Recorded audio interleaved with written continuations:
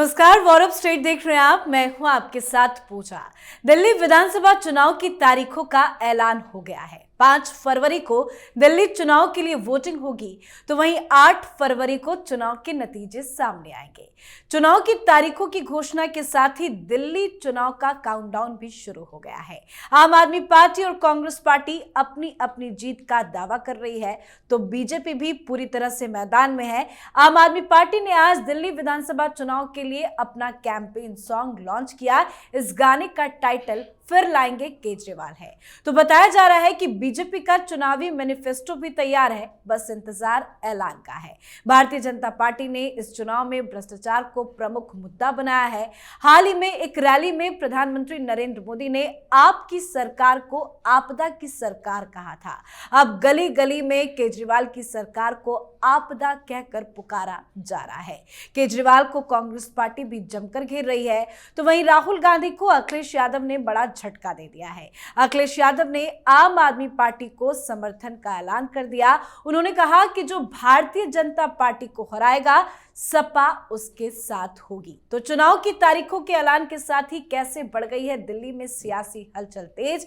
आम आदमी party, Congress party और बीजेपी में क्या कुछ चल रहा है, आज दिल्ली चुनाव पर ही चर्चा करेंगे। ताजा अपडेट आपको बताएंगे। मेरे साथ स्टूडियो में मौजूद हैं कैपिटल टीवी के editor in chief doctor Manish Kumar और एग्जीक्यूटिव एडिटर राजीव जी। सर, आप दोनों का बहुत बहुत स्वागत है। धन्यवाद। सर, आज तो चुनाव की तारीखों का भी ऐलान हो गया है। इस बार केजरीवाल कैसे फंसते दिख रहे हैं? देखिए, पहले तो इलेक्शन कमीशन ने फंसाया जी।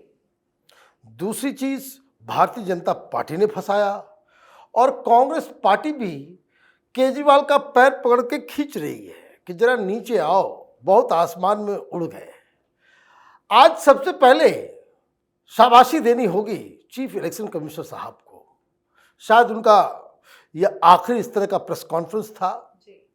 18 तारीख को रिटायर कर जाएंगे, लेकिन जाते जाते उन्होंने क्या तमाचा मारा, क्या तमाचा मारा। जैसे स्कूल टीचर होता है ना, प्रिंसिपल, जो बदमाश बच्चे पकड़े जाते तो कैसे उनकी सेकाई की जाती है, वैसे ही आज सेका बहुत ही अच्छे शायराना अंदाज में। जितने ये डाउट क्रिएटर्स हैं, जितने भी, ये अजीत अंजुम, ये अभिसार शर्मा, ये रवीश कुमार, ये सब जो कम पढ़े लिखे पत्रकार लोग जो हैं, जिनको बात समझ में नहीं आती, जिनको दिमाग में कोच कोच के बताना पड़ता है, या फिर वो दलाली में इतने विलीन हो चुके हैं कि आज इलेक्शन कमिश्नर की बात उनको समझ में नहीं आई होगी। उन्होंने बताया कि जो तुम्हारी जो पॉलिटिकल पार्टीज जो हैं, जो ईवीएम के ऊपर सवाल उठाती हैं, उनके कार्यकर्ता और उनके नेता को घटिया नशा करते हैं, या फिर इलेक्शन कमीशन के पास 6 बार ईवीएम के सामने टेस्टिंग, रीटेस्टिंग, मॉक पोलिंग, ये सब जो करने जाते हैं, जिनको बाकायदा बुलाया जाता है डेट तारीख समय दे करके, उसमें ये लोग जो पहुंचते हैं, तो राहुल गांधी, अरविंद केजरीवाल, जितने भी अंधे लंगड़े लूढ़े बहरे, जितने इस तरह के लोग होते हैं, उन कार्यकर्ताओं को भेज देते हैं। अन्यथा आज के प्रेस कॉन्फ्रेंस के बाद कोई आदमी डाउट करे ना, तो देश की जनता को दौड़ा लेना चाहिए ऐसे ऐसे लोगों को। क्यों? ये सिर्फ सवाल ईवीएम पे नहीं उठाते, ये पूरी दुनिया में, now we are living in a global village. आप यहां एक न्यूज आइटम क्रिएट कर दो, सोशल मीडिया में कुछ बवाल कर दो, ये पूरी दुनिया में फैलता है। और आप क्या बता रहे हो कि हिंदुस्तान का इलेक्शन सिस्टम ही फ्रॉड है, हिंदुस्तान में डेमोक्रेसी नहीं है। तो आप ये समझिए कितने बड़े दुश्मन हैं।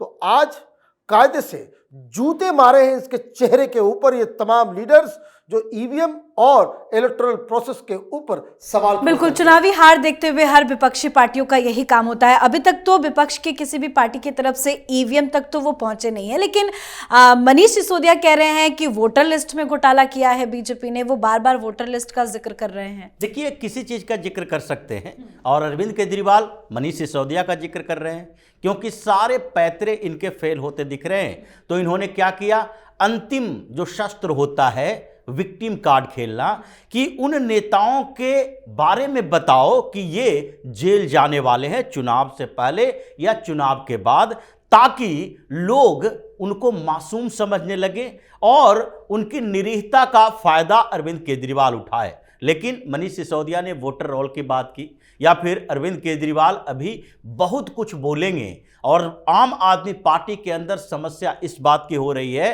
कि चुनाव आयोग ने जो तारीख निर्धारित की वो इनके लिए सबसे बड़ी मुश्किल है। 7 जनवरी और 5 फरवरी, यानी कि 7 जनवरी को अनाउंसमेंट हुआ है, 5 फरवरी को चुनाव होगा, यानी 3 फरवरी को चुनाव प्रचार बंद हो जाएगा। और केजरीवाल अभी सबसे ज्यादा मुसीबत में है, क्योंकि इसके खिलाफ भारतीय जनता पार्टी भी है और कांग्रेस भी है, और तीसरे स्तर पर एंटी इनकम्बेंसी फैक्टर है। यानी कि सबसे बड़ी चुनौती अरविंद केजरीवाल के सामने है कि सारे नैरेटिव को चकनाचूर करना, तोड़ना, ताकि लोगों को भ्रमित कर सके, और उसके लिए ज्यादा समय चाहिए। देखिए, कांग्रेस भी दिल्ली चुनाव प्रचार बहुत ज्यादा समय से शुरू नहीं की, न Bharatiya Janata party full fledge चुनाव प्रचार में बहुत ज्यादा समय से जुटी हुई है। अरविंद केजरीवाल के साथ समस्या, चुनौती, इसलिए सबसे जल्दी इसने कैंडिडेट अनाउंस कर दिए। हड़बड़ी में था कि जल्दी जल्दी कैंडिडेट अनाउंस कर देते हैं, ताकि जो लोग विरोध करने वाले हैं, जिनके टिकट कटे हैं और जिनको टिकट की संभावना थी उसे टिकट नहीं दी जा रही है, तो ये जो विरोधी विद्रोही गुट है आम आदमी पार्टी के अंदर, वो चुनाव की घोषणा होते होते ठंडा पड़ जाए। लेकिन वो और उबल रहे हैं। केजरीवाल की समस्या एक बढ़ गई ऐसी।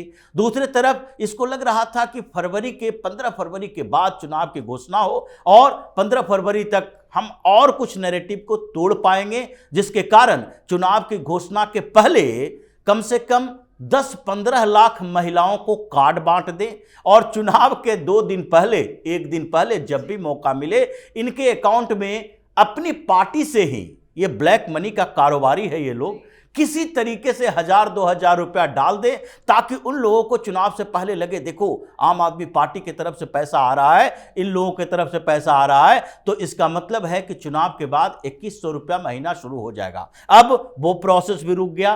तो केजरीवाल के लिए समस्या समय की है।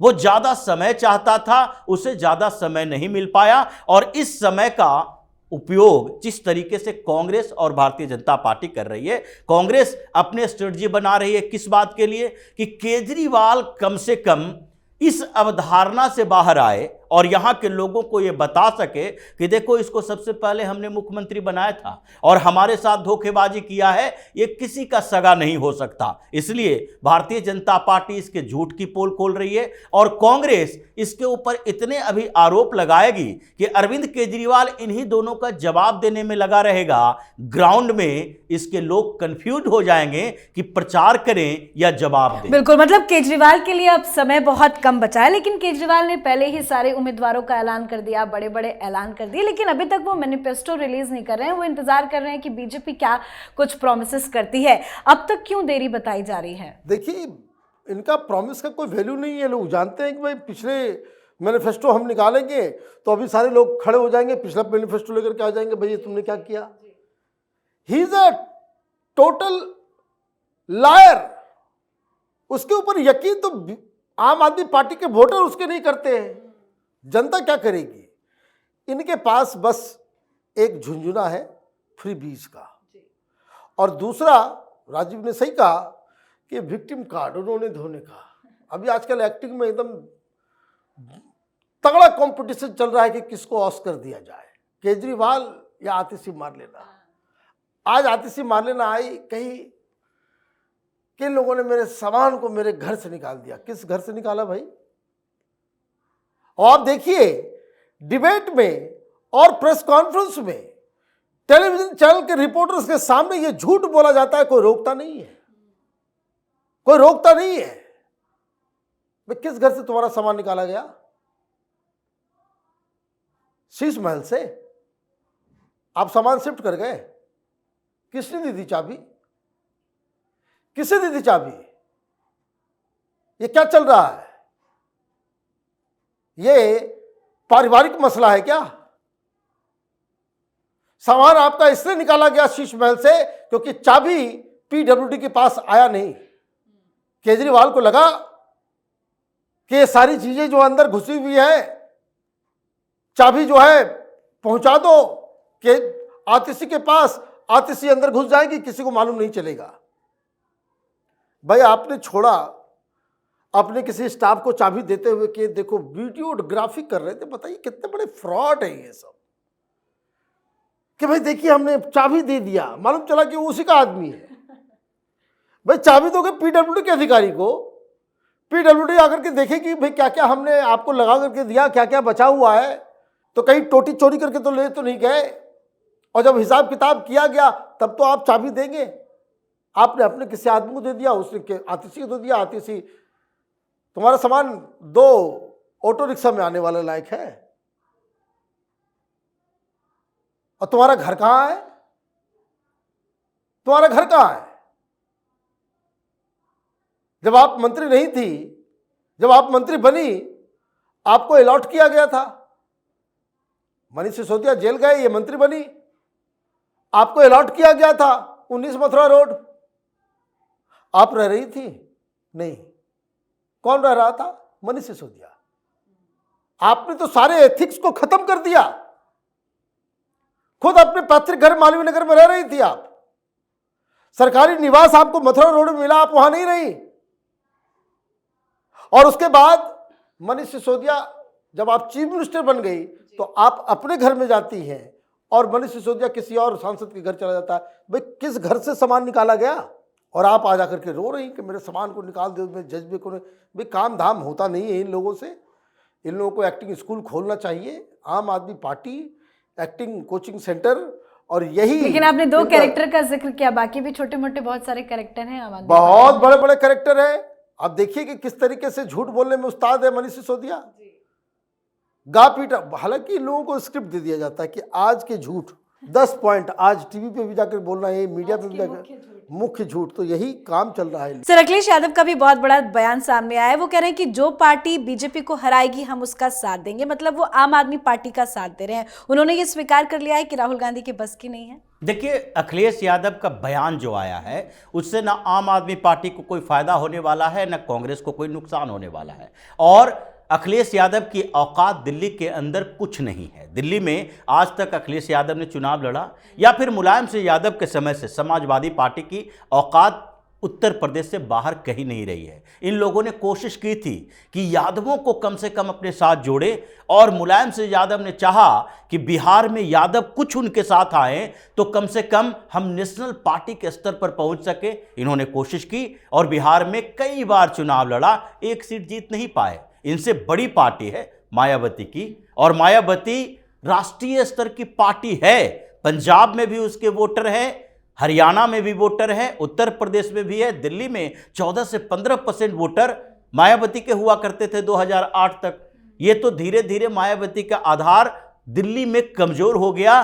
कांग्रेस और आम आदमी पार्टी के बीच टकराव में ये झुग्गी झोपड़ी वाले सारे लोग आम आदमी पार्टी की तरफ चले गए उसके कारण। लेकिन इस बीच आकाश आनंद छोटे छोटे नुक्कड़ सभा कर रहे हैं। लेकिन ये समाजवादी पार्टी क्या कर्नाटक में चुनाव लड़ती है, महाराष्ट्र में ये मुस्लिम इलाके में अबू आजमी के कारण 2-3 सीटें ले आए। तो इसलिए दिल्ली में ये समाजवादी पार्टी, अखिलेश यादव कांग्रेस से जितना भी खुन्नस निकालने की कोशिश करें, और छोटी पार्टियां यानी कि अखिलेश यादव हों या फिर अरविंद केजरीवाल हों, ये सब मिलजुल कर कांग्रेस को दबाने की कोशिश करें। लेकिन दिल्ली में लोग भ्रमित नहीं होंगे कि कांग्रेस बिल्कुल इस पूरे गेम से बाहर है, इसलिए कांग्रेस को वोट देना ही नहीं चाहिए। ये सब मिलजुल कर केवल मुसलमानों को वोट इकट्ठा करने की कोशिश कर रहे हैं। और अगर आम आदमी पार्टी के साथ मंच पर, अरविंद केजरीवाल के साथ मंच पर ये अखिलेश यादव आते हैं और कांग्रेस के खिलाफ बात करते हैं, तो उत्तर प्रदेश से लेकर दिल्ली तक हर जगह इनको अपना नुकसान होगा।